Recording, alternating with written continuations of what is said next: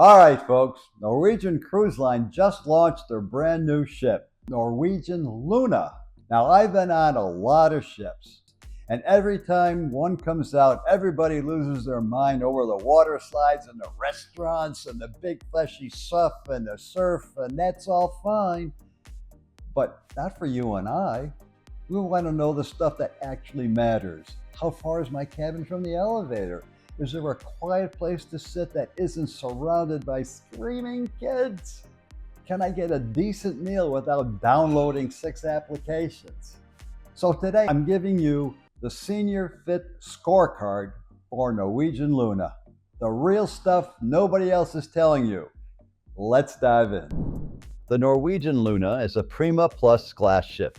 That means she's about 10% bigger than Norwegian Prima and Norwegian Viva, which came out a couple years ago. She's 156,000 gross tons, carries about 3,500 guests, and she's over 1,000 feet long.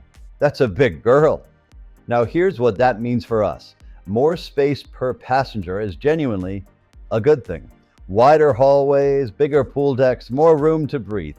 And Norwegian says that they specifically redesigned the outdoor areas based on guest feedback about crowding. I like hearing that. But bigger also means more walking, and that's where you need to be smart about your cabin choice. Listen to me on this one. On a ship this size, your cabin location is everything. You want to be midship, close to an elevator bank, ideally on a deck that puts you within a short walk of the main dining room or the pool deck. If you book a cabin at the very front or very back high deck, you could be looking at a 10 or 15-minute walk just to get to breakfast. That adds up fast when you're doing it 3 times a day for 7 days. The Haven, that's Norwegian's ship within a ship luxury section, is at the aft of the ship now.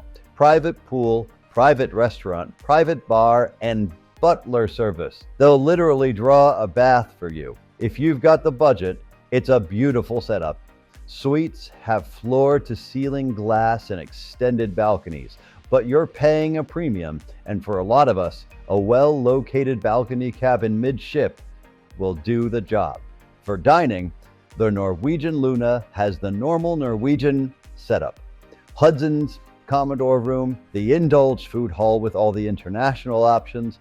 Specialty restaurants include Cagney's Steakhouse, a passenger favorite, Onda by Scarpetta for wonderful Italian, Sukhothai for Thai, and Le Bistro for French. Here's my advice. Figure out your dining plan before you board. Norwegian's pricing structure with their free at sea and free at sea plus packages can get confusing fast. Free at sea bundles your drinks, specialty dining, Wi-Fi, and shore excursion credits into one add-on. Free at Sea Plus bumps that up to top shelf liquor, unlimited Starbucks, streaming Wi-Fi, and your daily service charges included. Runs about $50 a person per day. It's worth understanding before you book. And if you want to see how Norwegian's setup compares to Princess Cruises, I did a whole breakdown in my Ultimate Princess Guide video. Click the card on your screen now to see that. Know what's included, what cost extra, and make your specialty dining reservations early. Don't wait until you're on the ship trying to do it through an app. And if you need any assistance with this, reach out to me with the number on the screen now. I'd be happy to help book your reservation and make sure all of your dining reservations are taken care of beforehand. 2 big shows are on this ship. One is called Elton, a celebration of Elton John, basically a concert-style tribute show. The other is Hiko, Innovation Meets Wonder, which is their Cirque-Style acrobatics and dance production. Both look solid. Norwegian's entertainment has been consistently good on their newer ships.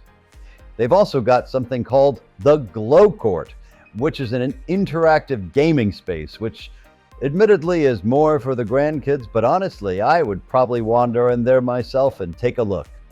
And if you need quiet time, they've designed more dedicated adult spaces on the ship.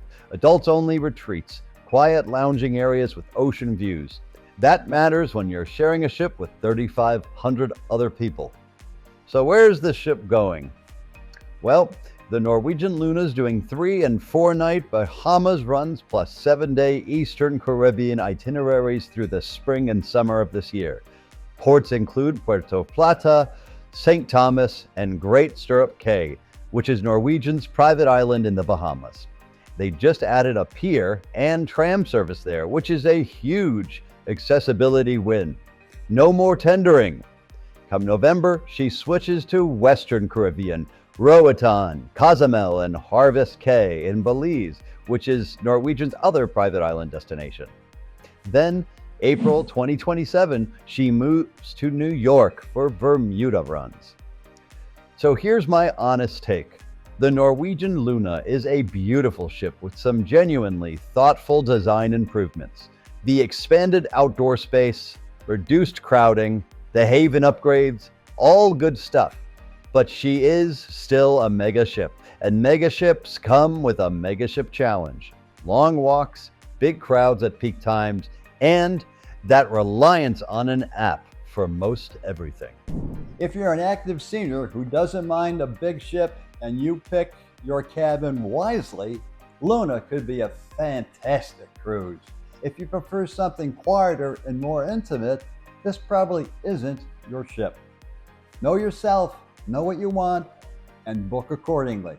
Now, before you book anything, and I mean anything, make sure you grab my 48-hour pre-cruise checklist. It's free. It's right there on the screen. Just scan that QR code.